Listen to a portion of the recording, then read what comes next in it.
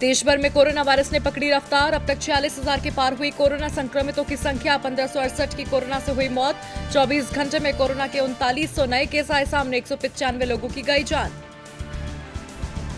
कानून मंत्रालय का एक कर्मचारी कोरोना पॉजिटिव। शास्त्री भवन के कुछ हिस्से किए गए सील। इससे पहले नीति आयोग की बिल्डिंग को किया गया था सील।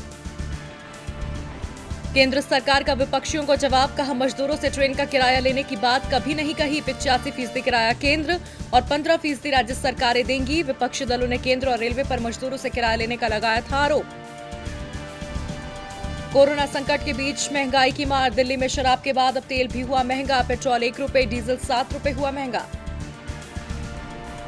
लॉकडाउन के तीसरे चरण का आज दूसरा दिन। महाराष्ट्र के मुख्यमंत्री उद्धव ठाकरे का निर्देश, चाहे जितनी सख्ती बरतनी पड़े, 31 मई तक पूरा राज्य होना चाहिए कोरोना मुक्त।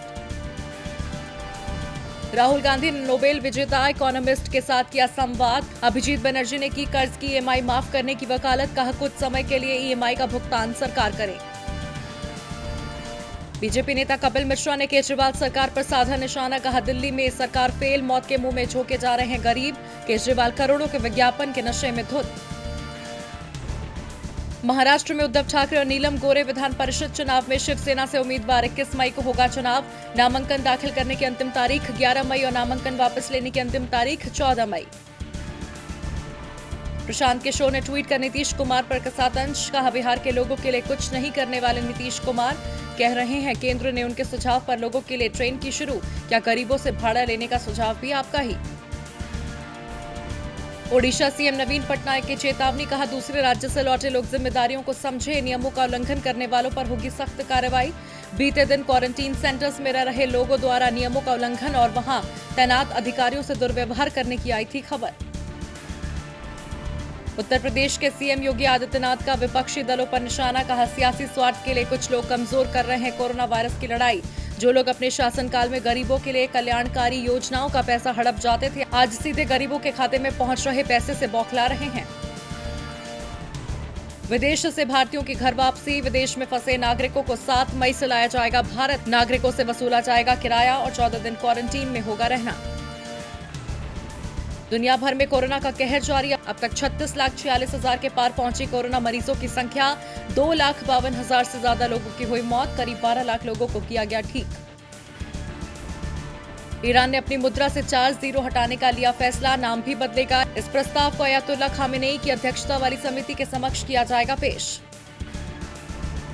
लॉकडाउन के चलते 99.5% घट गया सोने का आयात। एक दशक में विदेशी बाजार में सबसे कम मासिक खरीदारी। अप्रैल में 60 किलोग्राम, मार्च में 13 टन सोने का हुआ आयात।